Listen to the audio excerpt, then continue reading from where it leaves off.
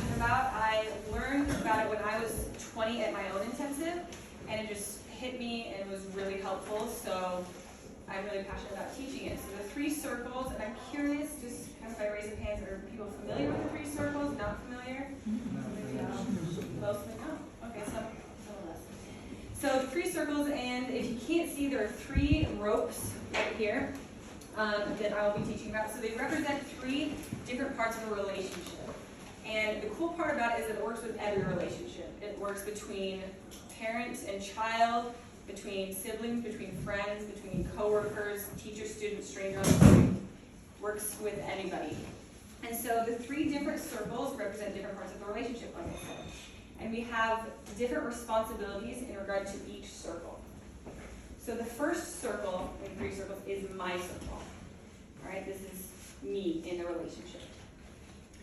The second circle represents the relationship between the 2 of us. And the third circle represents the other person in the relationship. And so in the first circle, my circle, we have 2 responsibilities. The first responsibility is to know my truth. And so since that's kind of a vague term that we hear a lot, I'm curious if people can just throw out examples of a truth. Maybe a truth of yours, or just what a truth could be. What's that? Being real. Being real, that being vulnerable, like that's a value for some people. That one of my truths is that, yeah, being authentic is important to me. If you have either anxiety or some other. Yes, absolutely. If you have anxiety, that's a truth of yours. I have anxiety, that's a truth of mine. Truth of mine is I don't like cinnamon at all. Well, I'm sorry, what did you say? I don't like cinnamon. Oh, cinnamon, okay. Cinnamon. That's a truth of mine. I don't like it. Okay. Truth of mine is that I like dogs better than cats.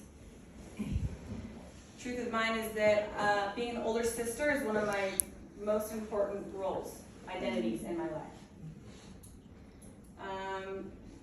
Truth of mine is that I want to go see a movie next week. So our truth can be how we feel from moment to moment. A truth of mine can be that my foot itches. A truth of mine can be, whatever my spiritual convictions are, my beliefs. So they can change from second to second. Some of our truths last our whole lifetime. They can be our desires, our fears, our boundaries, our memories, our experiences. So those are all examples of our truth. So our first responsibility, again, is to know our truth. And we can talk a little bit later about ways to do that. But it's always evolving. We're always finding new edges, finding new truths about ourselves, right? Our second responsibility in the first circle, our circle, is to keep others out. Now, does anyone know what it might sound like or feel like if someone is getting in our circle? If this is where our truths are. Telling you how you feel? Yes, telling you how you feel.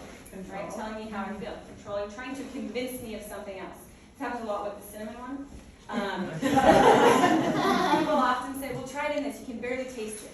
Or what about this cinnamon from Peru? It's way better. You'll love it, right? People just try to Just take one bite. Just take one bite. Just trust me. This is my mom's recipe. You can't hate it. Whatever it is, right? Denying your truth. Denying my truth. Absolutely. Just saying that's not true. What you remember didn't happen. Or sometimes it can seem like it's coming from a nice place, right? If the truth of mine is that I'm scared, it says you don't have anything to fear. Don't worry about it. Just don't think about it. Right? They're trying to change the way that I'm feeling. They think that they're, helping, right?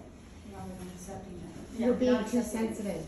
Yes, you're being too sensitive. Saying that's just you're being dramatic. It'll all be okay. It'll all be look on the bright side. Right? At least it's not this.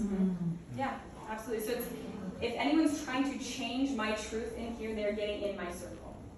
And so my second responsibility is to keep them out. So that can look like just repeating it with the cinnamon thing, because it's not, it can be more casual. Sometimes I just say, it sounds like you really like that cinnamon in your hot chocolate. That's awesome. I don't like it, right? Just kind of separating. It can be, I'm not willing to have a conversation about this. That's keeping people out of my circle. It can look like you don't stop, telling me this, I'm gonna have to hang up the phone or walk out of the room. Right? Or if it's, persistent, and it can be, I can't have a relationship with you if you can't respect that this is how I feel. This is what I want. keep others out of our circle. Sometimes it's an internal boundary, right? If someone's just, a coworker says something like, oh, don't even worry about it. I might not set an explicit boundary, but it might just be an internal boundary of, okay, that's not mine. This is my truth. Okay? So those are 2 responsibilities in our circle. To know our truth and to keep others out. In the relationship circle, the middle one here, we have 1 responsibility. And that is to express our truth. So here's to know it, our responsibility, and here's to express it. Does anyone have an idea of what an example of that might be, to express a truth? You hurt my feelings. Mm-hmm. Yeah, sharing it. An I feel statement also. This is how I'm feeling. I want to share it with you. Right? It can be a boundary. I need space. Yes, I need space. This is my boundary. It can be a request. I would really like this from you. Can you do that? Sometimes one of my truths is that I really want to know what's going on in the other person's circle, right? I'm curious. And so an expression of that could be, hey, I really want to know what you're thinking, how you're feeling. Can you tell me? Right? Inviting them into the relationship circle. Okay. And we have 1 responsibility in regards to the other person's circle. Does anyone know what it might be? Yes. Right? Just to stay out. Whatever's going on in that circle, it's not our job to fix it, make it make more sense, make it more comfortable, understand it. It's not even our right to know what's happening in there. Like I said before, we can invite them in, say, I really would like to know what's going on for you, but it's not our job to go over there and rearrange it in any way. Okay? So when I first learned this, it was shocking to me. I grew up with my mom. It's a pretty codependent household, and so when I learned this, it was very illuminating. I was like, I've been all over all these circles. And for example, what the dynamic was, when I would come home from middle school, I knew implicitly that it was my job to assess what people needed around me. You know, was my mom overwhelmed? Did she need help? Was the house, were there dishes in the sink that she wanted me to do? Was she in a good mood that she wanted me to talk to her? Did she have a headache? Did she want me to just be quiet? So it was my job to kind of assess, and I was taught that was being conscientious. That was being kind and aware and considerate of other people's feelings. So I would come in and I would try to figure out what people needed, try to give it to them. So I learned that this circle, another person's circle, is my job to take care of. It's my job to figure out what other people's needs are and to take care of it for them. And there's even the saying that my mom would say, I shouldn't have to ask, you should see them in the world. I shouldn't have to tell you. So again, that's all right, then I guess this is my job over here to figure out how you're feeling and what you need and then give it to you. So then I didn't have time to figure out my truth, what I was feeling. I'd come home, I didn't have time to check in if I was overwhelmed, if I had a math test to study for, if I had a good day and wanted to sit in that, because I was over here taking care of this. So I couldn't really hear my truth. I wasn't really familiar with my truth. And then that was someone else's job. So it became my friend's job. Then I would say the same things to them. I shouldn't have had to tell you that I was in a bad mood. You should have noticed that I was quiet all day at school. You should have asked me what was wrong with you, right? Because if this is my job, then that's someone else's job. And so it created a lot of resentment and confusion and attempted and failed mind reading in my life. And so when I learned this, I was really excited. I didn't live with my mom anymore, but it was still the same deal when I went over to her house to figure out what people need. So after I learned this, I was really excited about it, and I wanted to use it. And so I went over to my mom's house and I said, Mom, I'm not going to do anything for you ever again unless you ask me. She did not react well. And she looked at me and said, I didn't know I raised such a selfish daughter. And I just felt guilt walking over me. Because all I've ever wanted is to be a good daughter, friend, sister, student. I just want to be good. And so when she said that, guilt washed over me. I abandoned this and I said, oh my gosh, you're right. I don't know where I got that from. I'm so sorry. Let me go mow the lawn for you. And so what I learned in that moment is that for me to stay in there, I'm going to feel guilt. And I'm going to be misunderstood. Because what I've been taught, that this is healthy to stay in my circle. What she'd been taught is that's selfish. Right? So I learned again in that moment that I was going to have to carry a lot of guilt. And what I also learned about myself is that I can't hold it alone. it's too heavy for me. If I'm left with all that guilt, I will abandon this circle, myself, and take care of other people. So my practice is when I'm feeling that, when I have to say no or not caretake, to get that guilt, to get help with my guilt. Whether that's go to a therapist or a friend. Sometimes I'll text a friend and say, will you tell me 10 times that it's okay to take care of myself, because I need that reminder. That it's not selfish to say no to people, will you tell me? Because I need help holding that guilt. Because it's too heavy for me. So that's part of my practice. And also what this codependent structure growing up taught me was that I don't trust people to take care of themselves either. Right. So what that looks like is if I ask somebody for something, I fear that they will say yes when they mean no and get resentful, and I'll be a burden. So my compensation for that before the 3 circles was I'm not going to ask them. For example, if I have to ask my brother to help me move from one apartment to another, it's a big ask. And I feel fear, okay, if I ask him, he'll want to say yes, because he also wants to be a good brother. And then it'll be too much, and then I'll just feel awful. So what I would do is I would take over the whole relationship circle, or you could even say taking care of his circle and say, I'm just not going to ask him. Not letting him participate in the relationship. And after this, I realized I wasn't allowing people to participate in the relationship because I was taking care of the whole thing. And so my practice with asking is I remind other people that that's their job, that their circle is their job. So I might say, my brother's name is Jake, and I'd say, Jake, I would love if you could help me this weekend, move from one apartment to another. It's okay if you can't. Please take care of yourself. So it's getting that responsibility off me onto him. And then sometimes he might still say yes, and I'm like, I don't believe you yet. And so if I'm being honest, I allow myself one, are you sure? I allow myself one, are you sure? Because I can really go somewhere else for this need. And then if he says yes, then my practice is to take him at face value.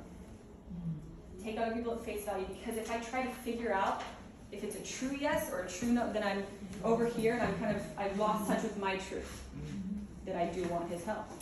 And that I want to have a relationship where I can ask for what I need.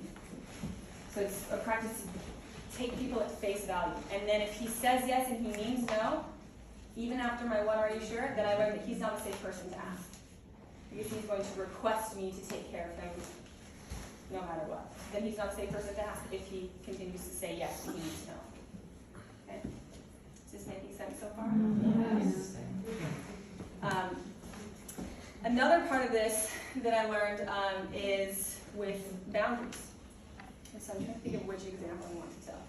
So I used to work at a residential treatment center for adolescent girls. And I loved working there, I loved the girls, and there were a lot of rules that I have no idea where they came from. But it was my job to uphold them. And one of these rules was the granola bar rule, which was they're allowed to have a granola bar, and are you familiar with this one? My daughter told me all about this. Right. You can't have a granola bar for the evening snack. You can only have it for a morning snack. Have no idea. But I know it's my job to be good employees, so I'm going to keep that rule. And so the girls hated this rule. They wanted a granola bar all the time. And so what would happen is they would, request in the relationship circle, hey, I didn't get a granola bar this morning. I would really like it for the evening snack. And I'd say, no, you can't do that. And he'd say, well, that's the dumbest rule. It doesn't make any sense. And what I would do is I would come over here and say, well, it does make sense because the other evening snacks don't have wrappers. And we're just worried that in the evening you're going to leave your wrapper around. It doesn't make any sense. I'd make it up. Or I'd make up things like, what's the sugar content? It's the nutritionist has factored that you can eat it in the morning and not at night because I don't know either. I have no idea. Right. I would just make stuff up because I thought it was my job to change their mind. Because I forgot that I could just have a boundary. And so one time, and it would just go poorly. She's like, that's stupid. I'm like, no, it's not. So one night, I was watching this granola bar grievance happen with a coworker, and the coworker said, no, you can't have a granola bar, and she's like, that's the dumbest rule ever. He said, I know. I would be super angry if I were you. I was like, what? I didn't know you could do that. And I was like, so I can have it then? He's like, no. I was like, wow. So in that moment, I realized I had been trying to, change their mind so I didn't have to hold the boundary. So that I even lost touch with my own truth, which is, yes, I also don't understand it, and I would be very frustrated if I couldn't have or granola bar when I wanted it. And so I learned that we can have our boundaries. We don't have to change other people's circle to have our boundary be valid. So it was really powerful for me, and I realized I've been in other people's circle all my life about everything. One person that I consistently get in their circle to this day is my sister. Like I said, one of my truths is that being an older sister is an important identity of mine. And one of my younger sisters, she's 22 now, and I love her a lot. And so anytime she shows up sad, I'm like, well, I will fix this. And so sometimes she'll call me and she'll talk about her job, that she's having a hard time, she's feeling like a crappy employee, she just feels bad about herself. So my instinct is always to go over there and tell her how wonderful I think she is, how amazing she is, how her boss doesn't see that she should quit her job if he doesn't appreciate her, all of this stuff, right? I come in here, I just try to make it better. Because I love my sister, and when I see her hurting, it causes anxiety and sadness for me, and I don't want that.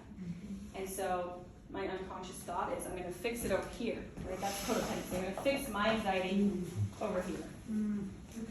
And she ends up needing to be happy by the end of the phone call, because that's my need.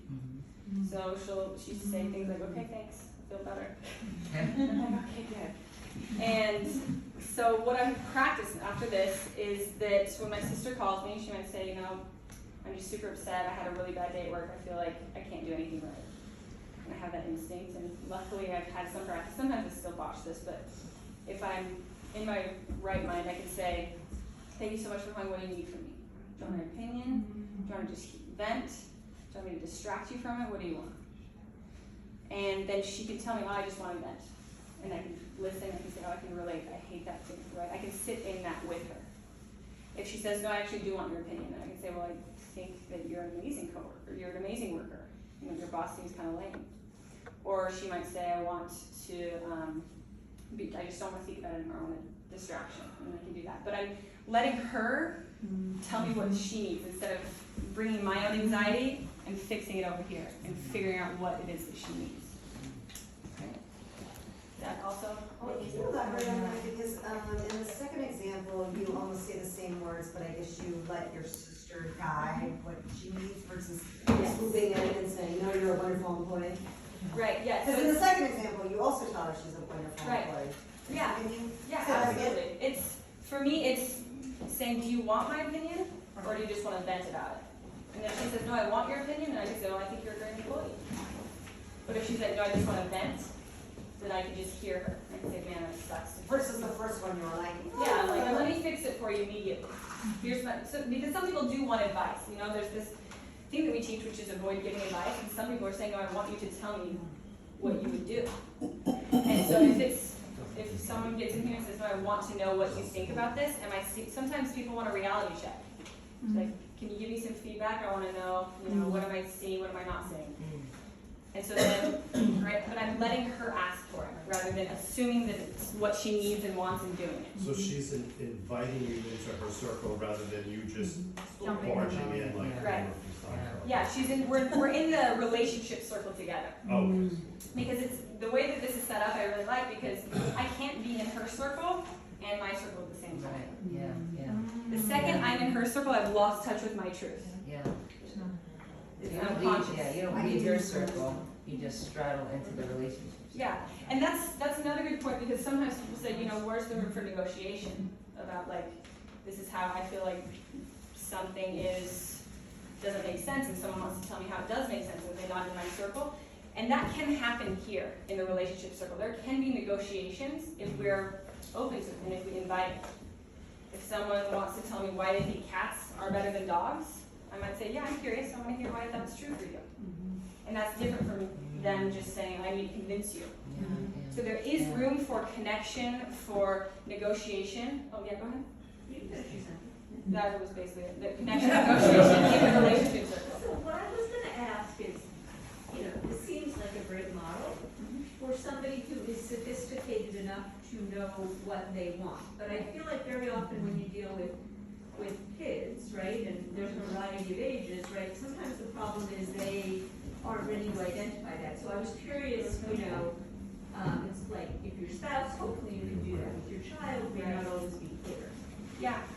Absolutely, especially, a lot of people don't know their truth. My sister's actually one of them. My 22-year-old sister, she doesn't, if I say, what do you need from me? She's like, I don't know. That's kind of a lot of pressure, I have no idea.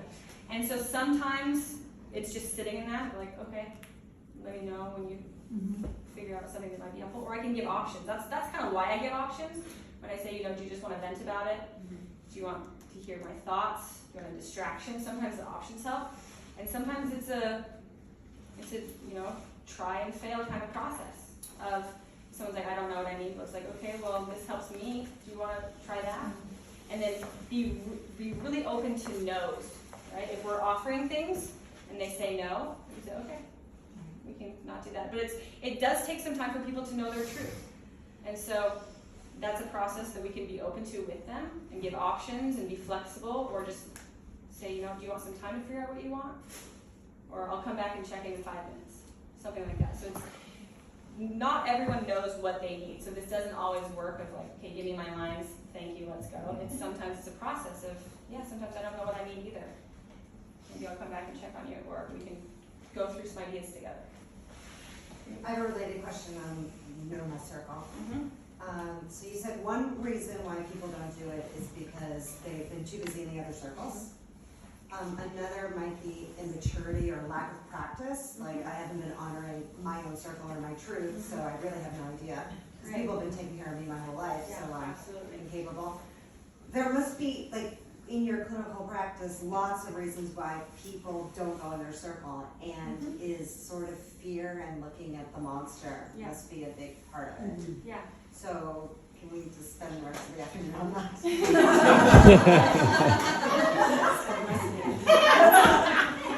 Want a sleepover? Absolutely. There are a lot of reasons why this is uncomfortable. Guilt is one of them. Fear is one of them. Feeling like no one has ever been curious about our truth. Sometimes it's no one has ever been asked, hey, what are you thinking? What do you need? I mean, she asked about like our children not being able to do it, but I mean, I think we're all here because of the work of doing my circle. Right. So it's really not an age thing. Right. Absolutely. It's not an age thing, and there are different ways for people to figure out our truth. Therapy is one that I find very helpful. If someone just asks me and then I just come up with answers to questions, or it's spending time with animals, I can find out some of my truth. So there's different practices. There's yoga, there's exercise, there's books, there's lots of different ways we can figure out to know our truth, and it takes a lot. And sometimes, like you said, there are things that get in the way of that: fear, anxiety, immaturity, Could it be trauma. like childhood stories that my circle and my worthiness isn't worth looking at? Absolutely. Yeah. That's a great Yeah. I was gonna say, how do you help someone who's in their truth in a negative way? Like putting a label on themselves, like I have OCD, I'm flawed, I'm this, and they're believing their truth in a negative way without jumping into their circle and helping them out of that. Yeah, that's a good question. I mean, my first thought is I'd be curious about what that's doing for them,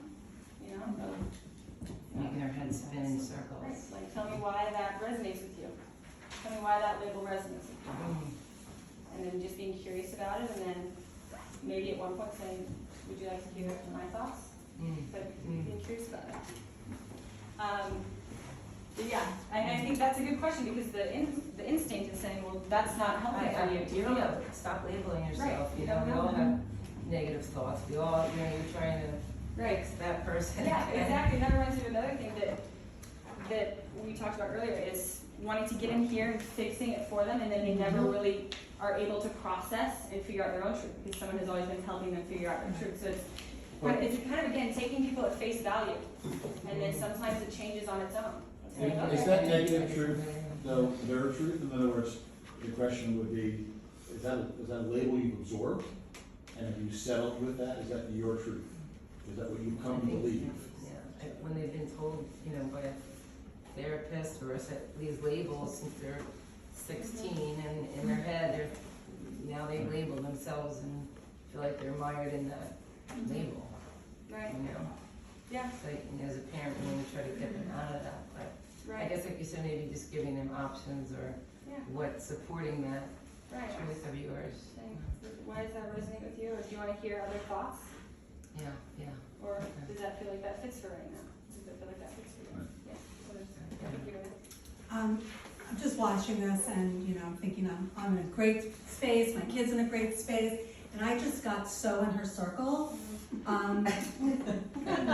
It's unbelievable. My daughter she doesn't like that I'm part of this group as much as I am, and how beneficial I feel it is, because she feels like a stigma to her. If I'm in this group, that means I'm there because she was fucked up. And through this, I've been dying to call her and tell her about you. She should come on, she should do this, she should change her major, she can help people.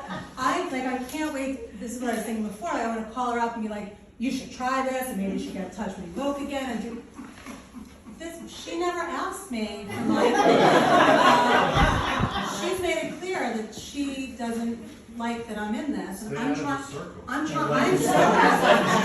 to change her mind about it, because I don't like that she feels this way about it. So I'm so in her business. I didn't even ask. There wasn't even an ask. Ask for what? I wasn't even in the middle in the relationship. I was innocently. You could. My point is, innocently you can do it. Here I am. I just want to tell her about all these wonderful things, and yet I'm so in her circle. I didn't even get an invitation. You're right. Yeah. So it's amazing how you could really just get in there without even realizing it. Yeah, absolutely. I really relate to that, and it's kind of a little tool that I have for myself is if I'm explaining something more than once to the same person, I'm probably in there because I'm wanting something to happen. Because I've already explained, you know, and this very tool I've gone in people's circle about this tool. Because I'm so excited about it, and if I teach everybody, then when I start to say no to them, they'll respect me and appreciate that I would go home and I would say, okay, I'm going to teach you this thing, and so when I start to say no to you or have boundaries, it's actually good for us, and you should like it. It means we're going to get closer. Right? I'm in here to say, don't be mad at me when I start changing. And so I learned to just teach this once maybe, or just offer it, and then that's it. And if I'm explaining something more than once, if I'm trying to convince somebody, that I'm over there. And I think it's because I'm so excited, but I'm trying to say, doing this world with me. I don't know who's next. Okay, so this is part of, like, when you're dealing with another parent also. So, like, I'm the same way. Like, I can get into my daughter's circle quickly.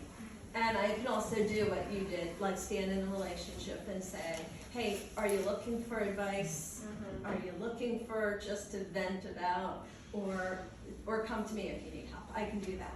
But I see, like, I want her to have her own circle, but I see her father in this circle, and he does not know how to do, like, sometimes she's 16 years old. Why isn't she coming home and doing the dishes? So I'm listening to your example with your mom. I'm coming home, like I see my daughter coming home from school, and my husband's now retired, and she comes home to school tiptoeing, I'm not home yet. Like, what dad am I getting when I get home? How do you help with that without messing up the whole? Yeah, it's very difficult because It's not even my circle. Like, there has to be a fourth circle. I think that's probably the most often time that I get in other people's circle, because then in your example, I would get in my husband's circle, saying, well, you're doing the wrong thing, I learned this tool. And so it's the same process of sharing, saying, I'm noticing something, if you're curious to hear it, I'd like to share it. I have some concerns, I would like to share it if you're open. And then he might say yes, he might say no. And same with your daughter, if I'm watching something happen, I'm curious about it. Is there a need that you have around it? And then.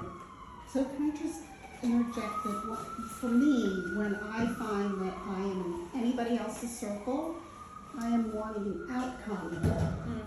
Yeah. That's for myself. Absolutely. So I'm manipulating the second and third circles because of something that I want. Right. So I'm out of myself because I'm concerned with how you will view me. Yeah. Absolutely. Because that's the bottom line. What do you think of me? Because I think so little of myself. What you think of me matters more than mine. Right, and I hear that with parents a lot, that one of the hooks that kids have is saying, you don't love me, you're abandoning me. And then parents are like, I can't have you think that.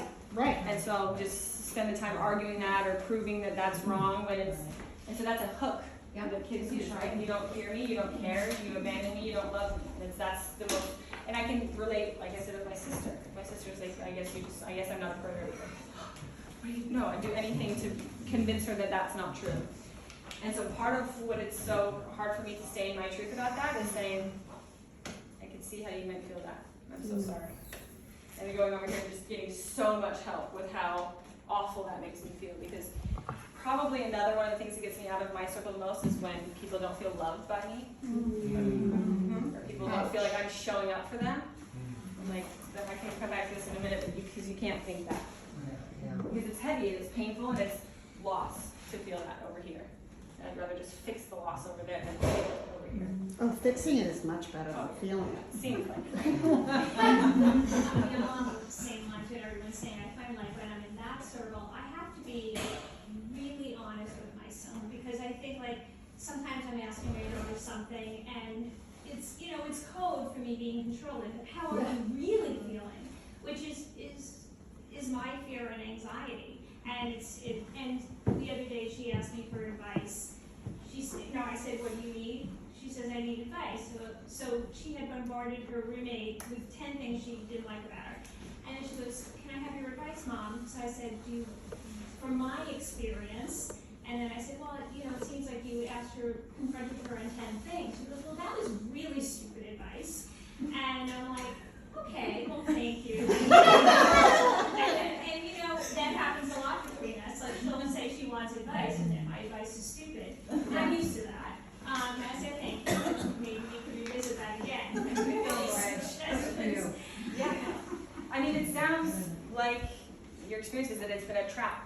She's just wanting me. She's like, be wrong so that I can get mad at you instead of something else. And so, I mean, in that example, I don't know, but maybe it's true that you have found that she's not a safe person to give advice to even when she's asking for it. You're going to get beat up.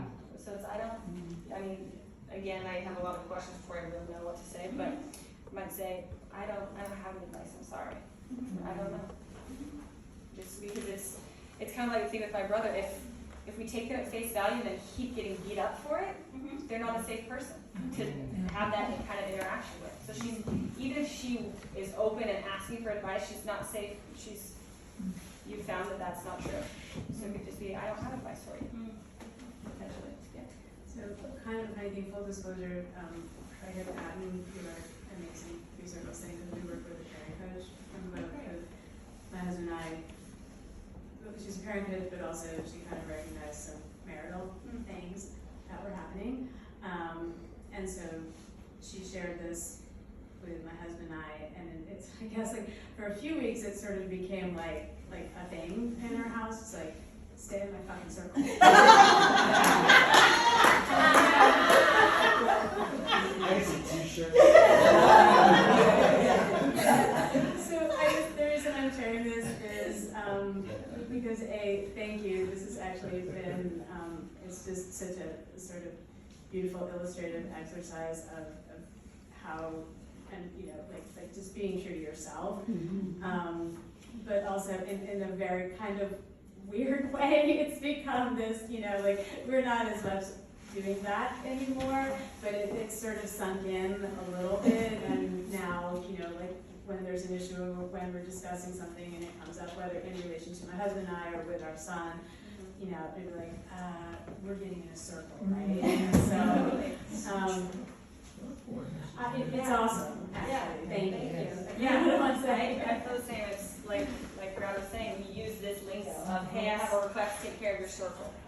This is what, so it is nice that it kind of can be used shorthand and then even just sink in and not need to use the shorthand. So that's cool. Thank you. So I learned this, but it wasn't called this. Yeah.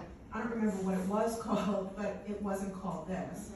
But the way I've internalized it, for better or for worse, is that I try to think of what my motivation is. Am I trying to manipulate and convince because I'm such a fixer and I want to make my daughter healthy, whatever the circumstance may be, or do what I want her to do because I think it's the best thing. And sometimes I think that makes it really hard because I'm about to say something like, you know, there's a meeting at 8 o'clock tonight you could get to. And she hasn't asked. And I'm volunteering this information because I have anxiety and my motivation is to get it. But is that really such a bad thing? Because it really would be good for her to go to a meeting. Yeah. I do And, the same thing, you know- exactly. Basically, you're killing two birds with one stone. Well, I'm helping her and myself, so Right. why is that bad? I do the Right. same thing. so is that really going into her circle? Yes. I would ask Telling her her, what she should do. I would ask her. Mm.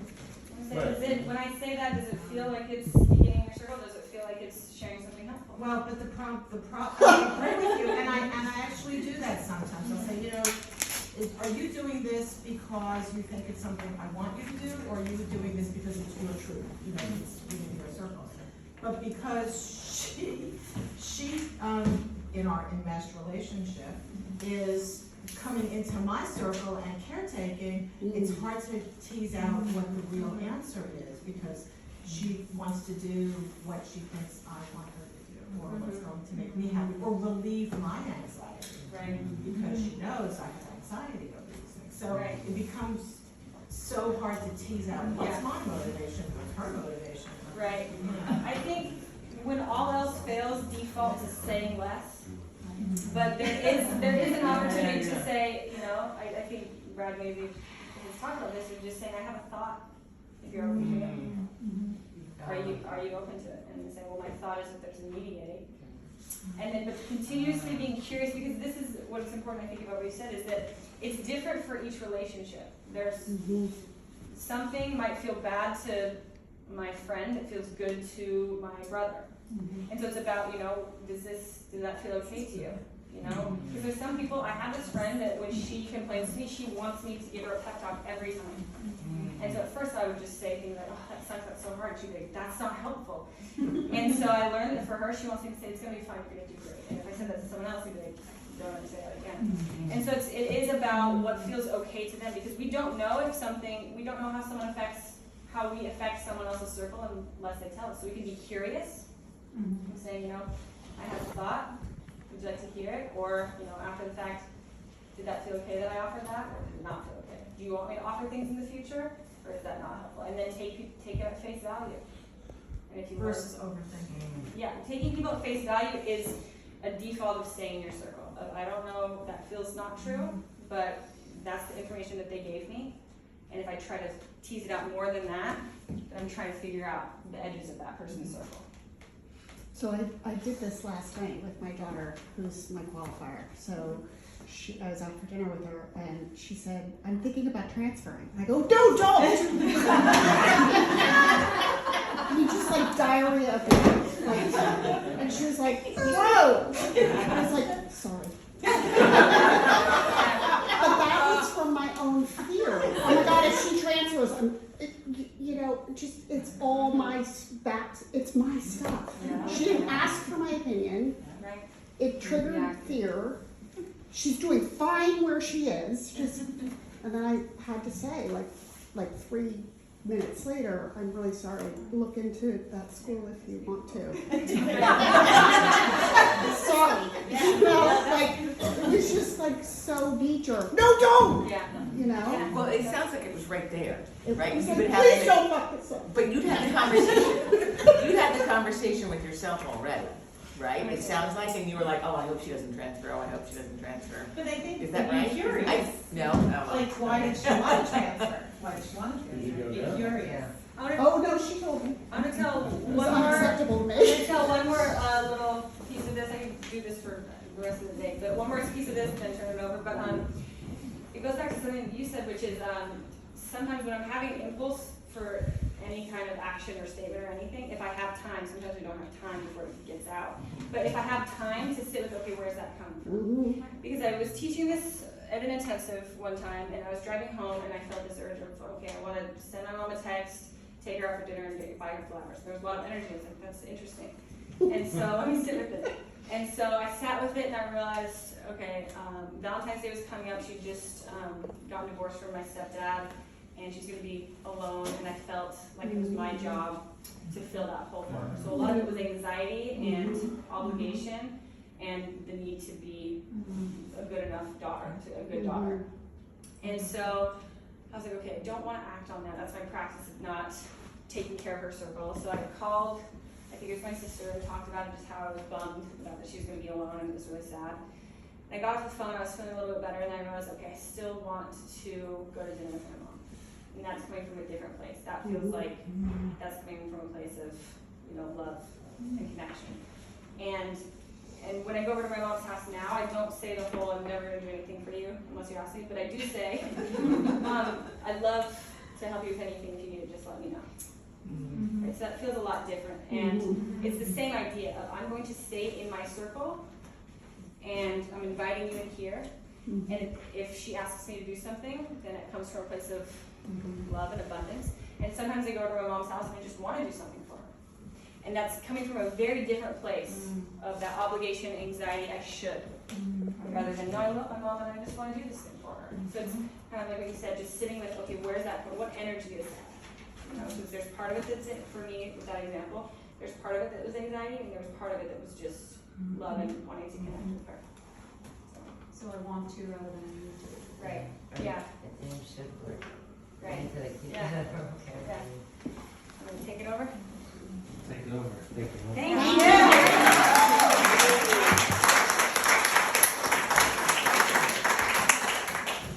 A couple recaps and a couple examples. Randy, is that right? Yep. Randy was telling me like that thing you're saying, it sounds really abstract, like do your work. This is your work. No. And nobody lives this ideal. Nobody in this room lives this ideal all the time. So then the work is whatever you need to do to get here, which will be for the rest of your life. Your primary job in your life is to find yourself, which is also their primary job. That's why the act of getting in somebody's circle goes counter to this. So if somebody has a dumb idea about themselves, that's part of finding yourself. Yeah. When I had a young woman came to me years ago, said my sponsor, she was in recovery for a while, she said my sponsor told me, after 2 years of sobriety, she said, I was having a problem with dating, and she told me, in real time, she said, my sponsor told me last week that my picker is broken. So I need some more time. What do you think, Brad? And I said, I don't know how to fix a picker except for picking. And then seeing how it goes. That's the only way I know how to fix a picker, is to practice picking people. What's a picture? Picking a partner, picking a spouse, picking a friend, picking where to eat. So one of the fundamental, using this concrete model, one of the fundamental ideas is that you don't know their truth, like Emma said, unless they share it with you, and it's their job to figure it out. And that includes making mistakes. And so part of the question up here is how do you trust them? You have to be okay with mistakes and messes and disasters. You have to be okay with them going sideways or backwards as a part of their process. You have to self-regulate so that you can co-regulate in such a way that they're safe to find themselves. She's married to this guy now. They're doing really well, happy. And she's starting her own treatment program. And it's funny because she also came to me and she said, I have this inheritance. She's several years sober. She's like, I want to start a treatment program. My dad thinks it's a bad idea. Everybody, I cannot tell you, as a therapist who's trained in the science of human behavior, how many people I treat whose siblings and spouses and parents know what's best for them. And I don't know. I don't know. It's not a technique I'm using. It's trying. And her program is going fantastically today. I didn't know if it was going to be a disaster or if it was going to be a success. As of today, it's a success. But the point is, the letting go was, and the trusting was, I trust that you'll figure it out, even if it's a failure. That's a part of that process. I want to teach you something else I think is something Emma was saying that's really important to kind of talk about the other side. If somebody has to use their words to get what they need, then they'll learn to have to use their words to get what they need. And so you talk about, like, I get a question like, how do you teach little children? My daughter was 4, 5 maybe. And she said, Aylin's mom isn't as nice as my mom, she said to me. And I said, why do you say that? She said, because Aylin's mom tells her how to feel, and mom just lets me be sad. So at 5 years old, she was understanding, we never taught her circles, didn't even have this model back then. But she was learning what it meant to be her own person. And when she was sitting in the back of Aylin's car with her mother, Malia, and Aylin started getting upset, Malia was telling her, don't be upset, don't be sad. And my daughter was watching this thing, what strange creatures these are. One time I was doing this with a couple. One of my favorite, most profound, I think, observations, things I've ever been able to observe.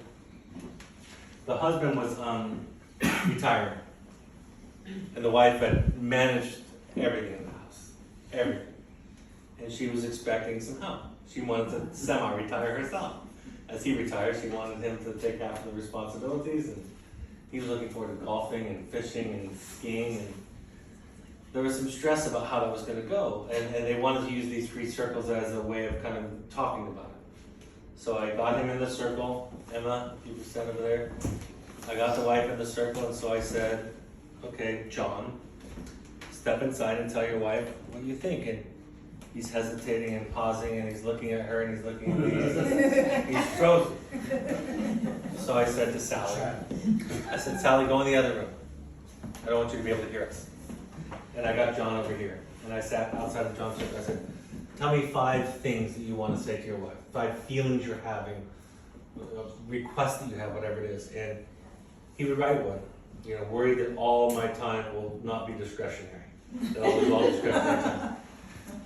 So I would write it down as close as I could to what he would say, and I would show it to John, and John would read it, and I'd say, did I get it right? A couple times I had to correct things, and he'd be like, no, you got it. So we came up with 5. Sally, come back in. I hand the first note to John, and I say, okay, John, here's number 1. And he looks at it and he says, I don't understand what this means. I said, what can you read? He said, I can't read it. Ooh. Wow. The presence of his other, the gravitational pull, Whoa.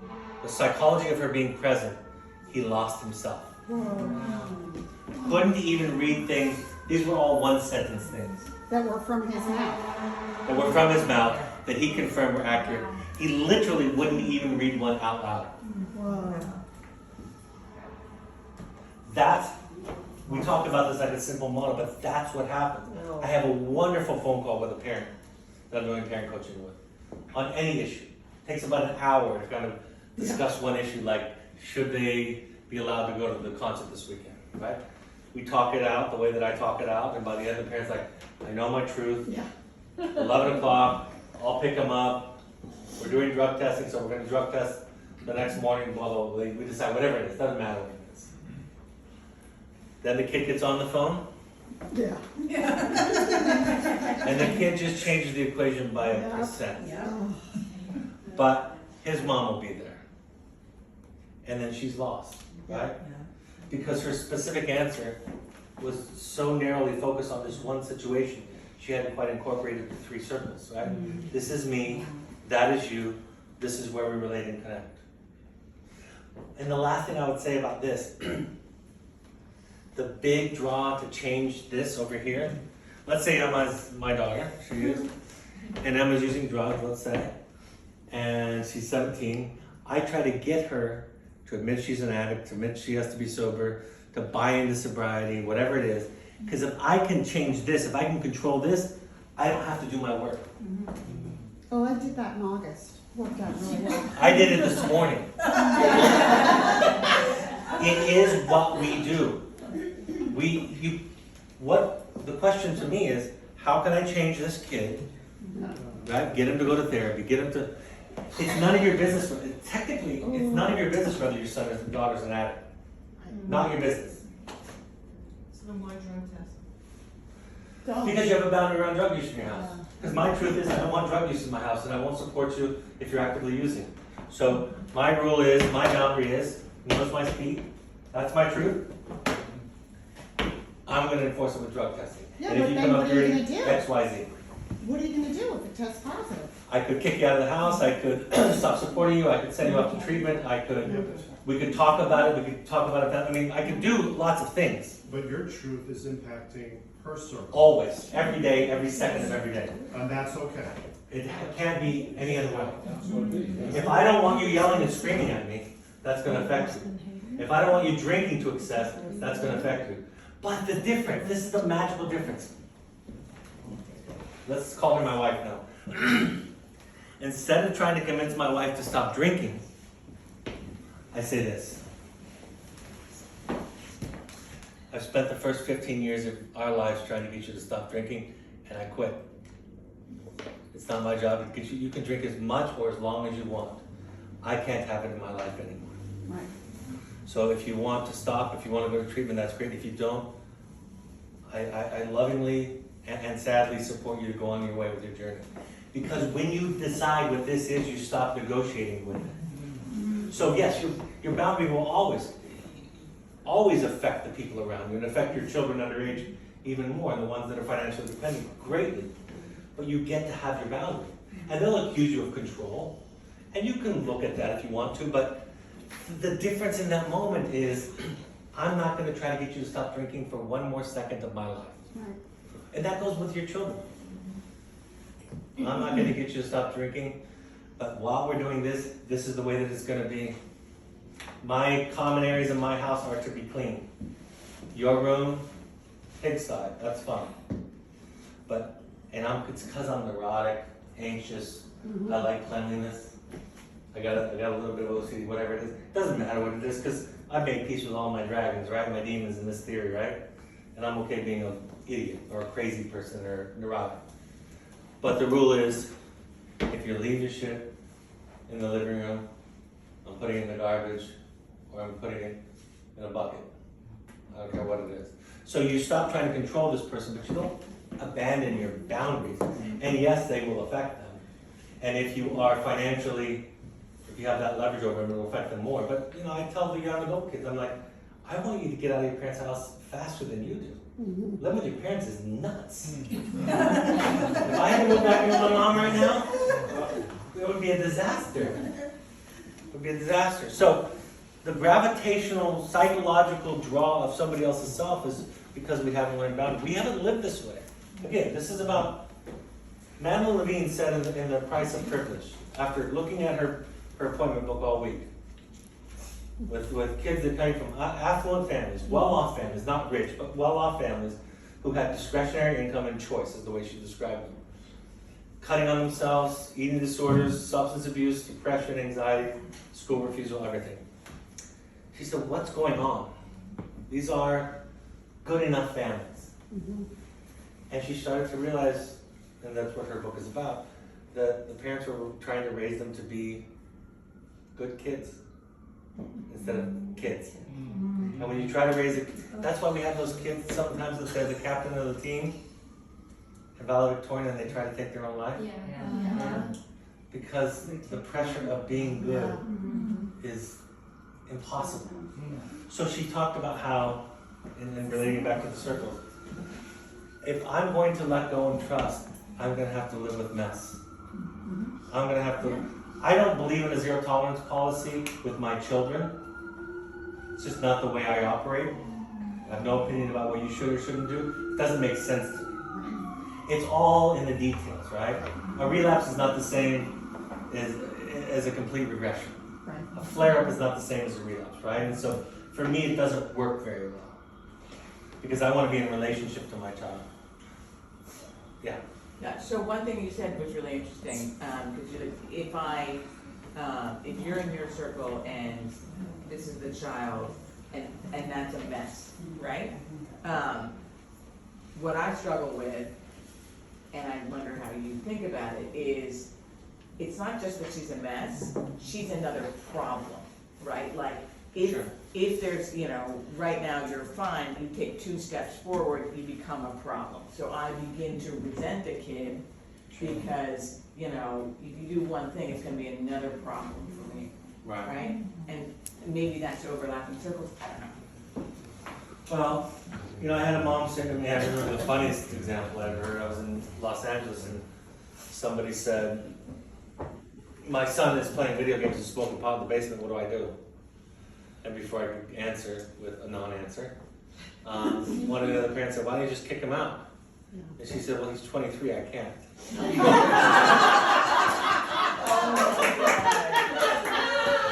And I remember another mother that was calling to consider our program again with the young adults and the young adult child, and she said, I'm in, I think it was New York, my son's in Arizona, and he just got a DUI, so here's what I have to do.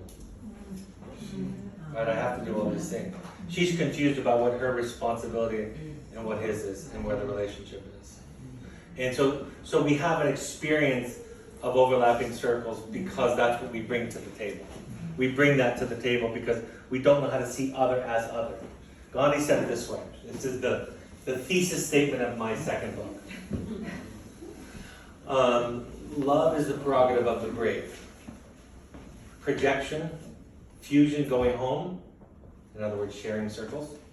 Projection, fusion, going home is easy. But loving another's otherness is heroic. If we love other as an other, we have heroically taken on the responsibility for our own differentiation and our own journey. And this journey may properly be called love. So this is the answer and the question, right? That's interesting. Like when a person says, my first husband was a narcissist, I say, that's a little bit interesting, but what's really fascinating is why did you marry a narcissist? Right? That's more important. My wife was a borderline. Interesting. This is, I'm not a fan of personal exposure here, but our daughter is neurodiverse, she's autistic. And that is a large portion of our problem in working with her. And this is, I love this exercise, this is phenomenal, but for example, her ability to digest, self-manage at a level that would make this work is a struggle for us. Or know herself. Or know herself. So, yeah, you're right. It's kind of like dealing with a toddler. I don't mean that as a. Yeah. It's the same. Her you have boundaries around a toddler, but you're not teaching. You're not dealing with nuances and subtleties. It's like, don't pick up that off the table. Don't walk down the stairs. Don't eat poison. Whatever it is, right? So the tasks become different. But what I don't have. Well, actually, I do have somebody on the spectrum in my family. Then I have to learn about autism spectrum disorder, right? I have to learn about what my boundaries are, and I need support because if you have an autistic child, you need a village, right? You need a village because it's so hard not to be in her circle. It's hard for everybody. It's hard, but it seems it's exponential just because of the. It does. It's hard. I mean, toddlers. I don't know how we just don't murder them. They're brainless kids walking around trying to kill themselves all the time. You're like, I'm just trying to save their life. Honestly, that's what I say. I have a 20-year-old toddler that's regressing instead of progressing. It's the same principles, but the application isn't as easy as the way that I've been explaining it, right? I didn't mean to sidetrack the discussion, but this is. No, it's good. It's good. So when you're in your circle, when you have, I hate sitting. Yeah. Or there's something I can't live with that you're doing. Yeah. In my home. But you're being accused of being dismissive. What does dismissive really mean? Well, Like what's when you're happening? making a boundary. All that's happening right there, technically. You know what's happening right there? Does anyone know using the circles? What happened? They're hooking. The kid's getting in your circle, telling you that the way you're thinking, talking is wrong. Yes. So they're just in your circle trying to change you. Stop saying that to me, stop doing that, stop believing that, right? And then I come back and I say, but this is not about right or wrong, this is just about my rule. Yeah, right, you say, I don't really care what you think. Yeah. You know, After a while, I don't really care what you think. Can that be lightened up a little? Because I don't want it to sound but I really don't care. this is why psychoeducation doesn't work. Because it's an energy. You have to actually not care. And how that comes out could be, I don't care, it could be quiet, it could be, I'm sorry, you're mad. It does, I can't give you the words, because those aren't the thing. I have to realize that I'm not negotiating my truth about cinnamon in It's this the case. action behind the words, right? Right. You can say, I don't What I care, do. but you have to not care. Okay, role play? Yeah, Who are yeah, you? so I'm your kid, and what's the thing we're fighting about? What's the thing we're fighting about? What was it? Perfect. Okay, just, Sneaking I out don't at want night. substance in my house. I'm not okay with substance use in my house. But it really helps me, and it's actually important for me. I hear you. Well, if you hear me, then you'd allow me to do it, so I don't know if you really do hear me. Sorry. Are you not interested in connecting with me and supporting me in this way? I thought you were doing a lot of growth. I'm not really willing to have this discussion anymore. If you want to talk about it in a way that's not accusing back and forth, I will, but I'm not going to debate my boundary. I do want to talk about it. You always want me to talk, and I want to talk about it. But you're not listening to me. You don't care. I think I'm done. Okay, but continue. You're done, but continue. She's gotta be relentless. How old is she? Then I kick her out of the house. What? When people take it to extremes, this is the thing that happens in these classes. When you take it to extreme, you can always go to the nuclear option, which is you can't live here anymore. Right? So we could just do that every time with everything. I mean, it could be poking me in the forehead, right? It doesn't have to be drugs. So the nuclear option is in play. It's not my go-to. It's not my first option. But if the answer is I'm going to be abused in my own house, I'm going to take it to a nuclear option. Yeah. Well, I wanted to answer his question. If I could be so bold, it's like you gotta use the safe language. You're not allowed to say I don't care. You have to say it's my boundary. Okay, Like, yeah. it's legit. Like straight up. That's Right. And so sometimes my wording, this might not be. might be slightly Right, might be a little harsh. Yeah. maybe. So you should code it in the language of boundaries. Yeah, but then And your your 20-year-old truth. says that's boundary law. So in the 1970s, a man by the name of Salvador Minuchin was studying actually families with eating disorders, also with diabetes and some other things. And he started to develop family systems theory. There are about 3 or 4 places where it sprung up around the same time. So Minuchin was one of those people, and family systems theory said we're going to study what's going on between 2 people, not one person and one person and one person. Aristotle said the whole is greater from the sum of its parts. That's a systemic idea. That when you marry your husband, there's really about 8 people in that, right? Your parents, their parents, so forth. So Minuchin came up with these terms to describe what happens between people. He said in some families the boundaries are very diffuse, and he showed them with dots. I didn't do a good job. In the middle, he called them clear, because there's some connection, but there's also some boundaries. And then over here, he called them rigid boundaries. He said people that have diffuse boundaries are enmeshed. That's where you got that word from. He was the one that coined it. He was the one that coined it. And then he just called these people healthy. These theoretical people. And then these people over here were disengaged. Can you use another word besides diffuse? Diffuse. Can I use another word? Oh, it just means, I'll tell you. I'll tell you in a second, because that's the whole thing. About the same time, a guy by the name of Carl Whitaker, a psychiatrist, interestingly, came up with another family systems approach, and he never met with 2 people at once in his practice. He only met with one person, but he saw and thought in systemic terms. And what Carl Whitaker said, Dr. Whitaker said, is he said, this is a differentiation scale. So on this side it's undifferentiated. I'll explain that in a second. On this side, it's highly differentiated. And he came up with a theoretical 0 to 100 scale. The difference between here and here, and this is where I'll explain that word. He said, in my model, he wasn't even comparing because they were happening at the same time, so they weren't comparing each other.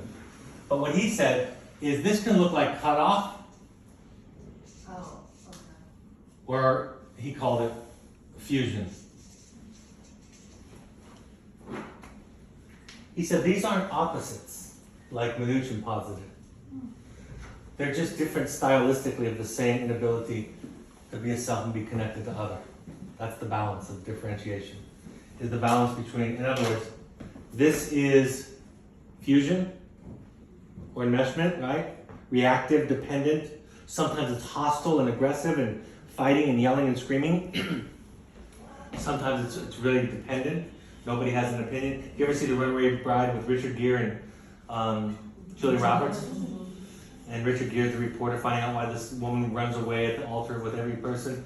And one of the motifs that runs throughout the movies is every ex-partner of hers thought that she liked eggs the way that he liked eggs. So at the very end, I'm ruining the movie for you, sorry, but if you haven't seen it by now, you missed the boat. At the very end, he serves her, after he falls in love with her and she falls in love with him, all of the kind of eggs and says, what do you like? So fusion could look like dependence and oneness, right? But it can also, the other style is cutoff. This is too far away. Cutoff, fusion, disengagement, cutoff, enmeshment. And the opposite is clarity. Whitaker said.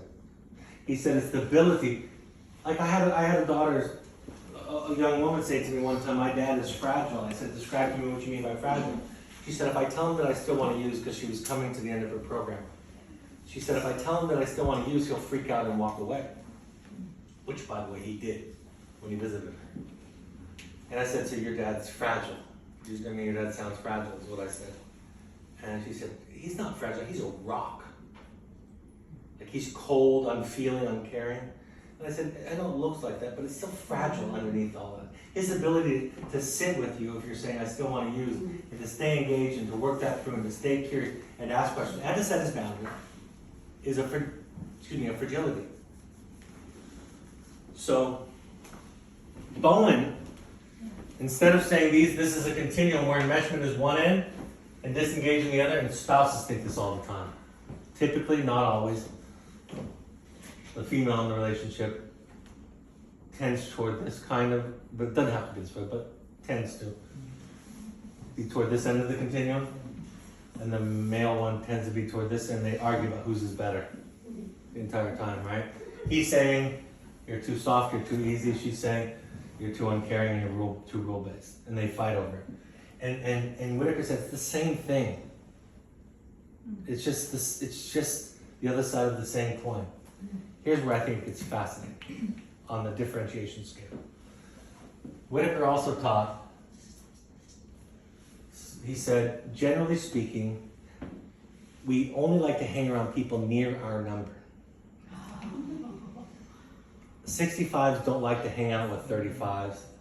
35s don't like 65s. 65s don't like 90s. 90s don't like 65s.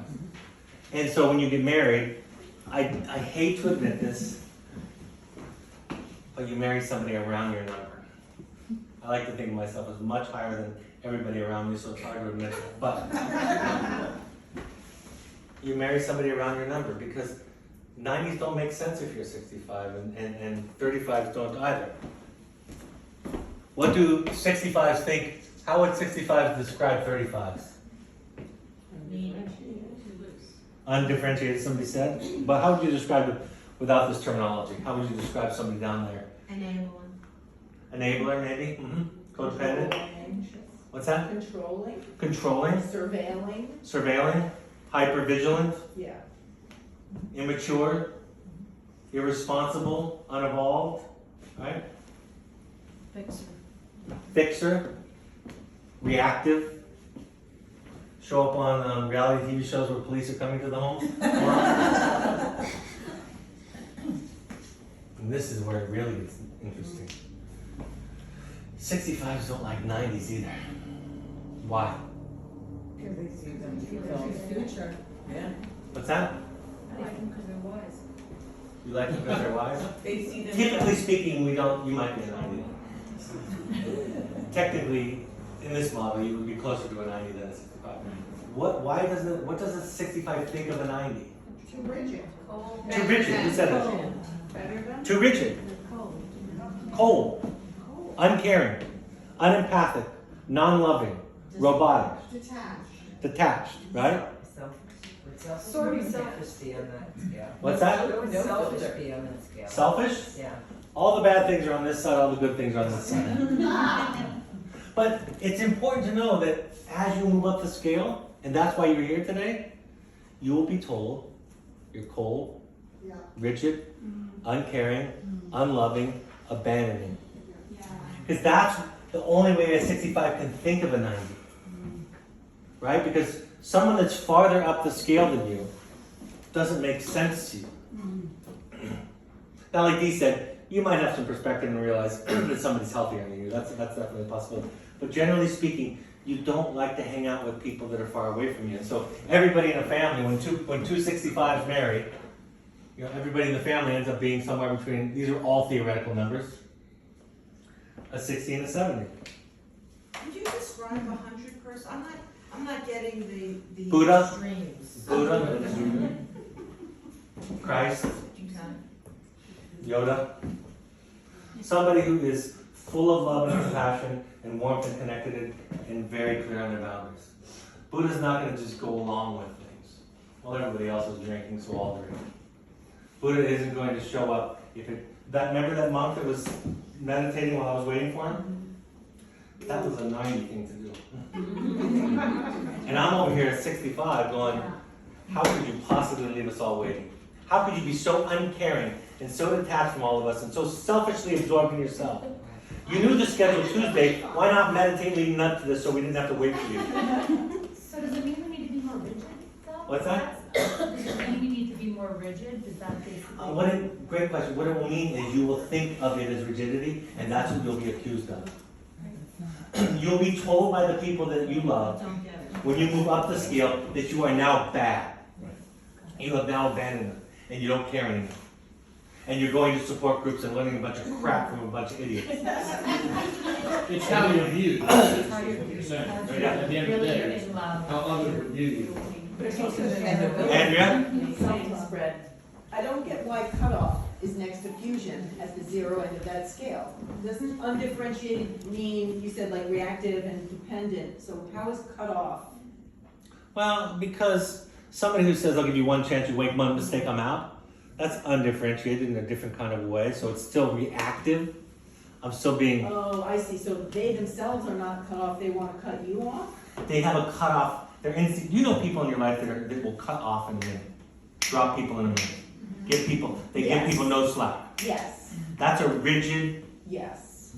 uptight, undifferentiated person. Okay. Person with more capacity kind of lives in the gray a little bit more, right? But people on cutoff, it's like black and white. You made a mistake, we'll never be friends again. Or if it's more fused, it'll look differently. Okay. Over here and then there. I think that you said this, so the two scales are just basically different. So,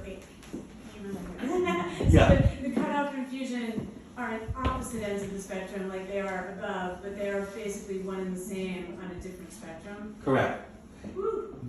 Whitaker said, don't get all hung up in the style.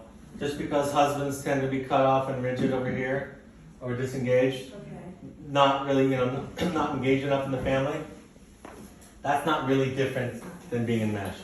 Both are a lack of sense of self and intimacy. Right. So that's where it tips, so that's where 0 to 100 on the lower one is the... Yeah. So Whitaker said it's more like a continuum where Gandhi and Christ are up here. Or Buddha or whoever your ideal is. And the family on the cops TV show getting arrested is down there. Or the people that are in serial relationships or having affairs or cutting people off or being really rigid or not listening to their family. But the most important point for me is if you take a step upward, you will be told that you are bad. You will not be Take care of self. yourself, is what you're saying. What? when you take it, that's the message I'm getting, you take care of yourself and you're staying here. in your circle. If you're not an asshole Right. in at least one person's story, you're not doing good with your boundaries. You have to make peace with that. And then when you get called an asshole, because you've made peace with it, you're like, I can live with that. Because you will be called an asshole when you change and get healthier. You, mom and dad, husband and wife, you will be called an asshole when you get better. By the way, when your child gets better, they'll be called names by you too, because you won't like it either. Because one of the child's jobs is the same as your job, which is what you think about them is none of their business. And they have to spend the rest of their life forgetting and not worrying about what you think about them. And when they stop caring what you think about them and you lose control over that, they'll be criticized. Yeah. Now I'm distracted by two thoughts, but one thing that distracted me, and I really like the Whitaker model, is like thinking of it in an evolutionary way. So like people evolving because you're not born maybe on one or the other. But then you mentioned like, I guess the role models of the family is kind of rooted in maybe the parents in this model, and you're kind of in the 60s and right through. So is that something that we should, I mean, I'm getting in their circle, like I want them to evolve up to the 100, right? We're not gonna all be Buddhists, but like, is that something? Well, nobody's going to be. But I think of it, thinking of it as you kind of grow into it and learn about yourself. You can grow up a little bit, yes, but children who grow up in 90 families are different than children that grow up in 35 families. It's really about, you know what it is? It's this simple. On the lower number, how you think and feel specifically about me causes me, I have to manage that. I have to control that.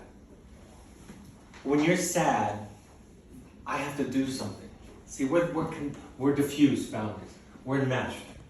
Your stress is my responsibility. So I don't have a separateness.